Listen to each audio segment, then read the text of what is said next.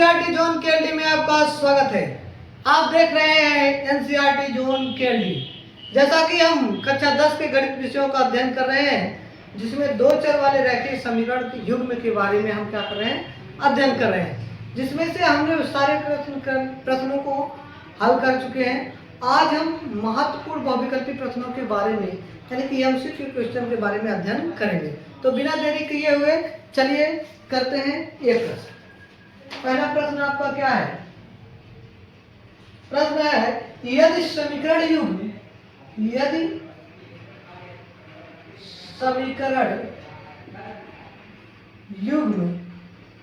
यदि समीकरण युग्म 2x + 3y = 5 और 4x + ky = 10 के अपरिमित रूप से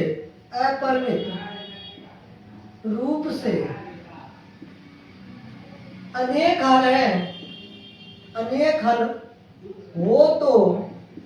हल हो तो k का मान होगा। ये 2022 और 2024 दो सालों में पूछा गया प्रश्न है। पहला ऑप्शन आपका है 1, दूसरा ऑप्शन है 3, तीसरा ऑप्शन है 6 और चौथा ऑप्शन आपका 0। तो सवाल क्या कर रहा है?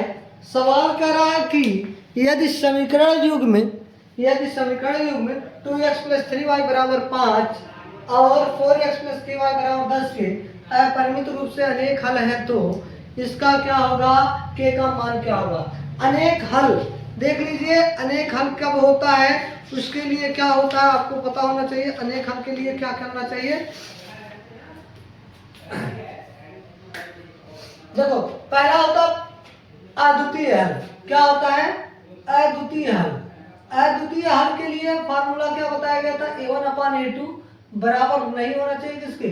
b1/b2 के। क्या होना चाहिए? अद्वितीय हल। उसके बाद कोई हल ना होने के लिए क्या बताया गया?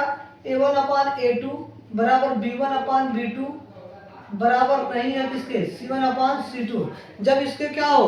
कोई हल नहीं रखता हो और अपरिमित रूप से अनेक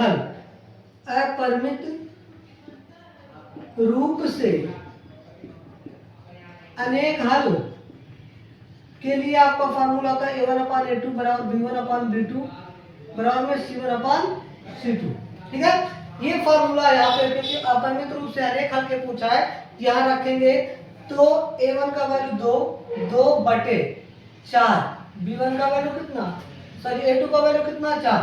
ये आपका हो गया a1, ये हो गया b1, ये हो गया c1। इसी प्रकार ये a2, ये हो गया b2, ये हो गया आपका c2। तो a1 बराबर 2 और b1/3 बटे में k बराबर 5/10।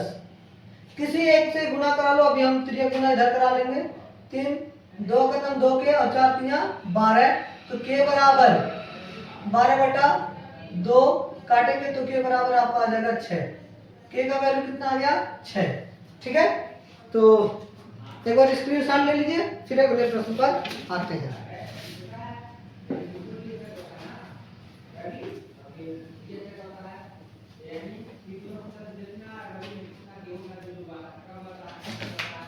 चलिए, आपका अगला प्रश्न जो है समीकरण